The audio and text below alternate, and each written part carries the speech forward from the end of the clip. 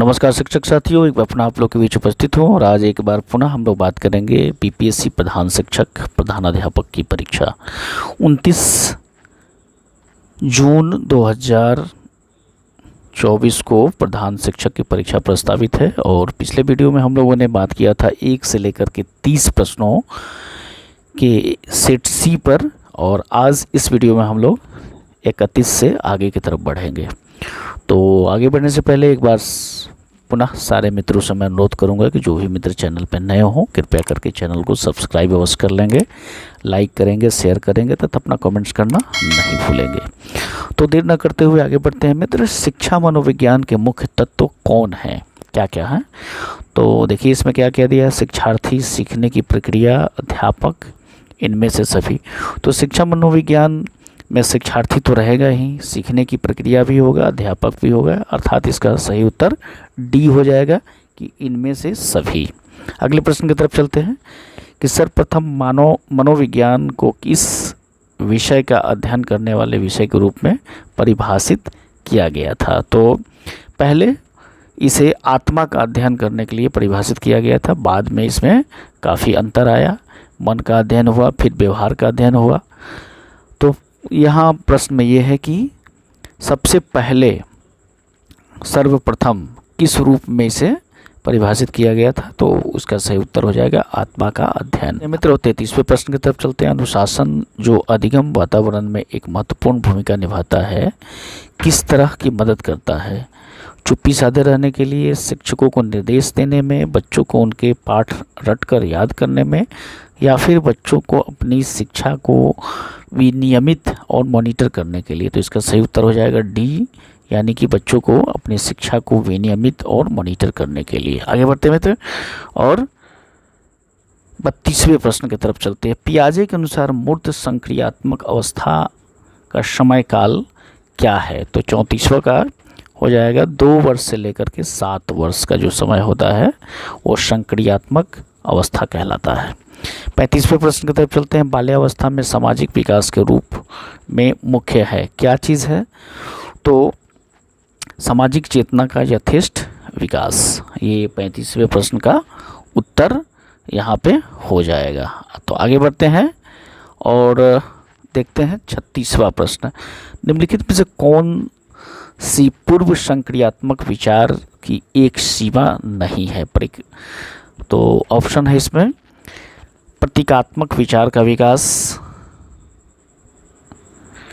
अहमन्यता, अनुक्रमणीयता, ध्यान केंद्रित करने की प्रवृत्ति। तो 36वें प्रश्न का उत्तर हो जाएगा प्रतीकात्मक विचार का विकास, ये हो जाएगा 36वें प्रश्न का उत्तर। आगे बढ़ते हैं 37वें प्रश्न की तरफ चलते हैं। अधिगम का शास्त्रीय अनुबंधन सिद्धांत से संबंधित है, मतलब कि अधिगम का शास्त्रीय अनुबंधन सिद्धांत किसने प्रतिपादित किया था? ये तो इसका सही उत्तर हो जाएगा पेवलोव ने इसे संपादित किया था। सीखने का प्रयास एवं त्रुटि विधि का संबंध किससे है? तो 38 का हो जाएगा थॉर्नडाइक से है, इसे याद रखेंगे आप लोग। अंतर्दृष्टि सिद्धांत का प्रवर्तक किसको माना जाता है? तो इसका सही उत्तर हो जाएगा कोहलर ने अंतर्दृष्टि सिद्धांत दिया था, इसके प्रवर्तक हैं कोहलर। प्रेरणा का स्रोत निम्नलिखित में से कौन सा नहीं है? आदत, चालक, प्रेरक या उद्दीपन? तो 40वें प्रश्न का उत्तर हो जाएगा आदत। थॉर्नडाइक ने बुद्धि का कौन सा सिद्धांत प्रतिपादित किया था? तो थॉर्नडाइक ने बुद्धि का बहुकारक सिद्धांत प्रतिपादित किया था। इस पर हम लोगों ने कल भी बात की थी, काफ़ी इम्पोर्टेंट भी है, इसे आप लोग याद रखेंगे। 42वें प्रश्न की तरफ चलते हैं कि बुद्धि लब्धि IQ बराबर क्या होता है? यहाँ पे जो क्वेश्चन मार्क है यहाँ पे बढ़ना है, बटा वास्तविक आयु गुना 100। तो मानसिक आयु, संवेगात्मक आयु, वास्तविक आयु, सामाजिक आयु। तो इसका सही उत्तर हो जाएगा मानसिक आयु बटा वास्तविक आयु गुना 100। ये फार्मूला भी है, इसको याद भी रखेंगे, IQ निकालने के लिए भी आ सकता है, तो ये काफ़ी इम्पोर्टेंट है, इसे आप लोग याद रखेंगे कि मानसिक आयु बटा वास्तविक आयु गुना 100 बुद्धि लब्धि के बराबर होता है, IQ के बराबर होता है। 43वें प्रश्न की तरफ चलते हैं, 43वें प्रश्न की तरफ चलते हैं। नवीन विचार का सृजक, उत्पादन और मौलिक चिंतन आवश्यक गुण है। किस चीज़ का आवश्यक गुण है? तो सृजनात्मकता के आवश्यक गुण है। नवीन विचार का सृजन, उत्पादन और मौलिक चिंतन। 44वां प्रश्न है कि प्रगतिशील शिक्षा के बारे में निम्नलिखित में से कौन सा कथन बताता है? शिक्षा स्वयं ही जीवन है। तो 40वें प्रश्न का ऑप्शन देखिए, स्कूलों की आवश्यकता नहीं है, बच्चे अपने जीवन के अनुभवों से सीख लेते हैं। स्कूलों में शिक्षा सामाजिक प्राकृतिक दुनिया को प्रतिबिंबित करे, जीवन सच्चा शिक्षक है। तो इसका सही उत्तर हो जाएगा कि स्कूलों में सामाजिक शिक्षा और प्राकृतिक दुनिया को प्रतिबिंबित करे। कोलबर्ग के सिद्धांत के योगदान के रूप में निम्न में से किसे माना जा सकता है? तो 45वें प्रश्न का उत्तर हो जाएगा कि उनके सिद्धांत ने संज्ञानात्मक परिपक्वता और नैतिक परिपक्वता के बीच एक सहयोग का समर्थन किया है। 46वें प्रश्न की तरफ चलते हैं। बच्चों की गणित सीखने संबंधी क्षमता है, क्या है उसको क्या कहते हैं उसको? तो डिसकैलकुलिया। इसको इस संबंध में हम लोगों ने एक अलग से एक वीडियो भी बनाया है जिसमें बताया है कि डिसलेक्सिया क्या होता है, डिस्ग्राफिया क्या होता है, डिसकैलकुलिया क्या होता है। तो डिसग्राफिया जहाँ होता है कि लिखने संबंधी जो अक्षमता होती है उसको डिसग्राफिया कहा जाता है। डिसलेक्सिया के अंतर्गत पढ़ने संबंधी जो अक्षमताएं होती हैं उसको कहा जाता है। और डिसकैलकुलिया का मतलब होता है कि गणितीय संक्रिया करने संबंधी जो अक्षमता होती है उसको डिसकैलकुलिया कहा जाता है। इसे आप लोग याद रखेंगे। 47वें प्रश्न को देखते हैं। समावेशी शिक्षा का अभिप्राय। तो समावेशी शिक्षा का अभिप्राय क्या है? तो ऑप्शन हम लोग देखें, केवल विकलांग बच्चों की सामान्य शिक्षा, जाति धर्म वर्ग और किसी प्रकार के वंचित बालकों की सामान्य शिक्षा, विशिष्ट बालकों की विशेष शिक्षा और सामान्य बालकों की रोजगार परक शिक्षा। तो इसका सही उत्तर क्या हो जाएगा कि जो विकलांग बच्चे हैं, दिव्यांग अभी कहा जा रहा है, उनको वैसे बालकों की सामान्य शिक्षा समावेशी शिक्षा के अंतर्गत आता है। शारीरिक रूप से विकलांग बालकों का प्रकार नहीं है। मूढ़ बालक, प्रत्यक्षीकरण योग्यता संबंधी दोष, बधिर बालक, अंधा बालक। तो अंधा बालक तो है ही, बधिर बालक भी है और प्रत्यक्षीकरण योग्यता संबंधी दोष ये भी है। तो इसका मतलब मूढ़ जो बालक है वो शारीरिक रूप से विकलांग नहीं है, यह कैसा विकलांग है? मानसिक रूप से विकलांग है। तो इसका सही उत्तर हो जाएगा 48वां का ए हो जाएगा। मूढ़ बालक वे होते हैं जो बौद्धिक दृष्टि से साधारण उम्र के बालकों से कम होते हैं। यह बालक मानसिक स्तर से संबंधित होता है। 49वें प्रश्न की तरफ चलते हैं। विशिष्ट उदाहरणों का प्रस्तुतिकरण, निरीक्षण, सामान्यीकरण तथा सत्यापन किस विधि से संबंधित है? तो 49वें प्रश्न का उत्तर हो जाएगा आगमन विधि से। आगमन विधि क्या होता है कि अनुप्रेरण पर आधारित होता है। इस विधि में विशेष तथ्यों या उदाहरणों की सहायता से सामान्य नियमों का निष्कासन छात्रों के द्वारा करवाया जाता है। 50वें प्रश्न की तरफ चलते हैं। यदि कोई परीक्षण वही मापन करता है जिसके मापन के लिए उसका निर्माण हुआ है, तो परीक्षण का वह गुण है, वह कौन सा गुण है? उसको हम लोग क्या कहते हैं? वस्तुनिष्ठता। वस्तुनिष्ठता वो गुण कहलाता है। वस्तुनिष्ठ परीक्षाओं का प्रयोग बालकों के ज्ञानार्जन के मापन के लिए होता है। इसमें परीक्षक के गलत दृष्टिकोण का कोई प्रभाव नहीं पड़ता है। इसीलिए वस्तुनिष्ठ जो परीक्षा होती है वो दुनिया की सर्वश्रेष्ठ परीक्षाओं में से एक होती है। शैशवावस्था मानव विकास की प्रमुख अवस्था है। कौन सी अवस्था है? तो द्वितीय अवस्था है। शैशवावस्था कौन सी अवस्था है? द्वितीय अवस्था। इसे आप लोग याद रखेंगे। मानव जीवन की जो प्रमुख 6 अवस्थाएं होती हैं उसमें पहली जो अवस्था होती है गर्भावस्था होती है, दूसरी अवस्था शैशवावस्था, तीसरी अवस्था बाल्यावस्था होती है, चौथी अवस्था किशोरावस्था, 5वीं अवस्था प्रौढ़ावस्था तथा 6ठी अवस्था वृद्धावस्था होती है। इस प्रकार मानव विकास की यह 6 अवस्थाएं होती है, इसे आप लोग याद रखेंगे। 52वां प्रश्न की तरफ चलते हैं। उद्देश्य कथन का संबंध होता है, तो उद्देश्य कथन का संबंध क्या होता है, तो ए और बी दोनों से होता है। यहाँ प्रकरण से भी होता है और नवीन ज्ञान से भी होता है। इस चीज़ को याद रखेंगे कि दैनिक पाठ योजना के अंतर्गत जो विषय पाठ की प्रस्तावना उपरांत तथा विषय के प्रस्तुतिकरण के पूर्व उद्देश्य कथन प्रस्तुत किया जाता है।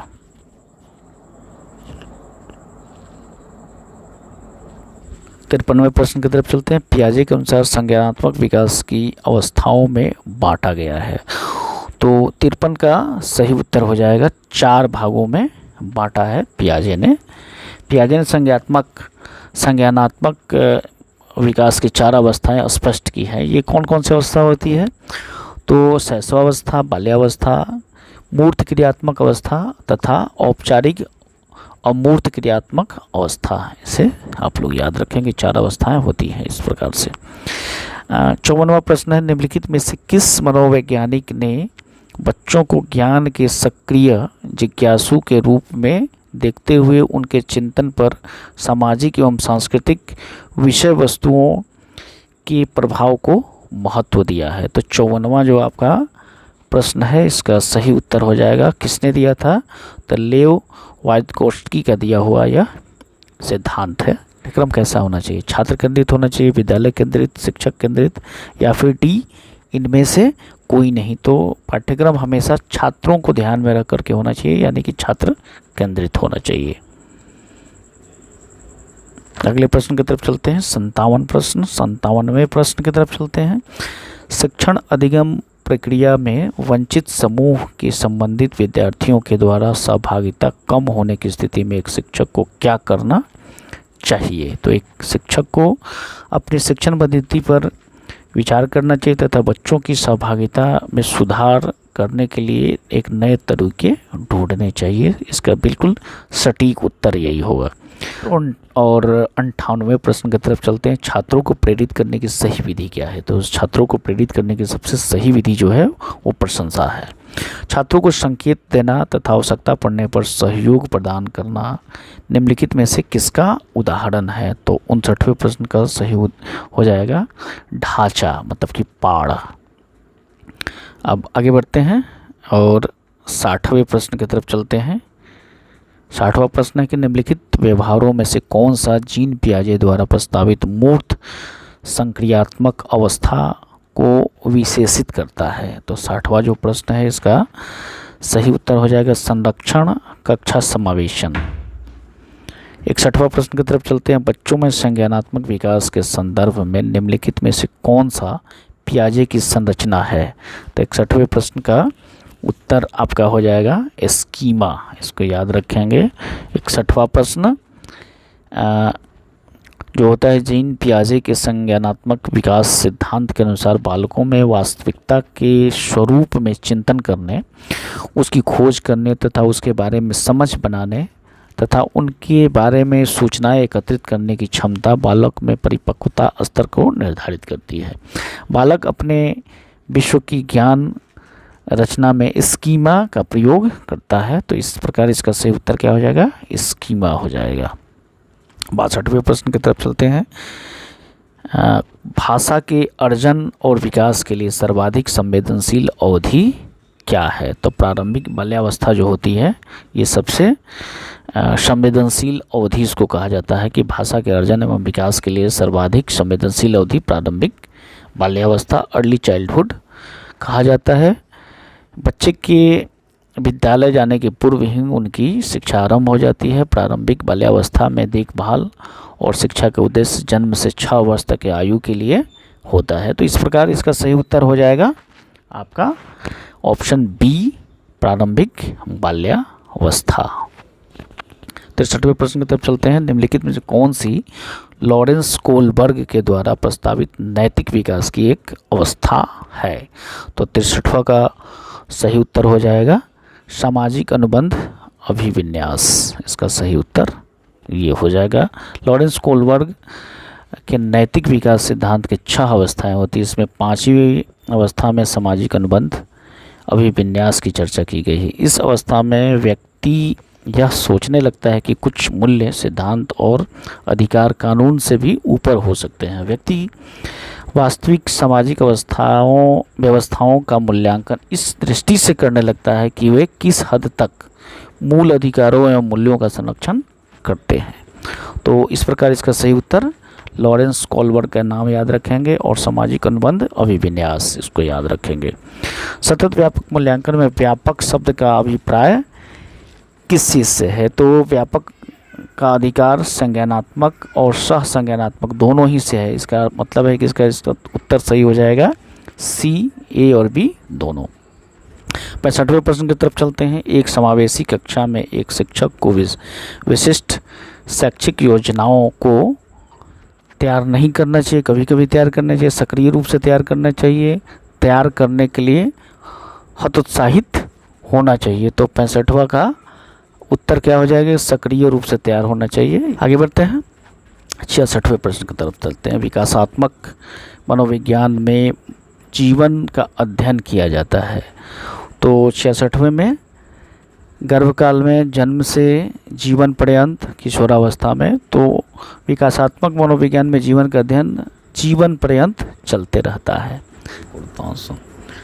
67वें प्रश्न की तरफ चलते हैं। मस्तकाधोमुखी एवं निकट से दूर के क्रम किस क्रिया का अंग है? तो यह विकास का अंग है। चेतना विवृद्धि संशोधन नहीं होगा, इसका उत्तर हो जाएगा विकास। आगे बढ़ते हैं, 68वें प्रश्न की तरफ चलते हैं। तो 68वां प्रश्न हमारा है कि बच्चों को पर्यावरण अध्ययन को सीखने के लिए खोजने के द्वारा पर्याप्त समय दिया जाता है। यह इंगित करता है पर्यावरण अध्ययन को याद करके सीखा जाता है, पर्यावरण अध्ययन सूचनाओं के द्वारा सीखा जाता है, पर्यावरण अध्ययन बाल केंद्रित है, पर्यावरण अध्ययन शिक्षक केंद्रित है। तो इसका सही उत्तर हो जाएगा कि पर्यावरण अध्ययन क्या है? बाल केंद्रित है।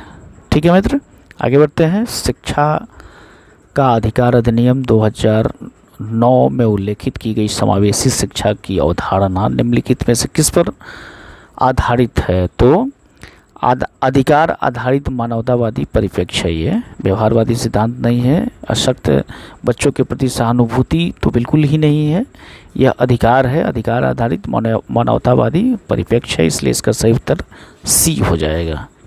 जब चलते हैं, निम्नलिखित में से कौन सा सीखने के नियम में सम्मिलित नहीं है? तो 70वें प्रश्न का हमारा उत्तर हो जाएगा अभ्यास है, तत्परता है, खेल है और प्रभाव है। तो सम्मिलित नहीं है यहाँ कह रहा है, यहाँ इस बात को ध्यान रखेंगे।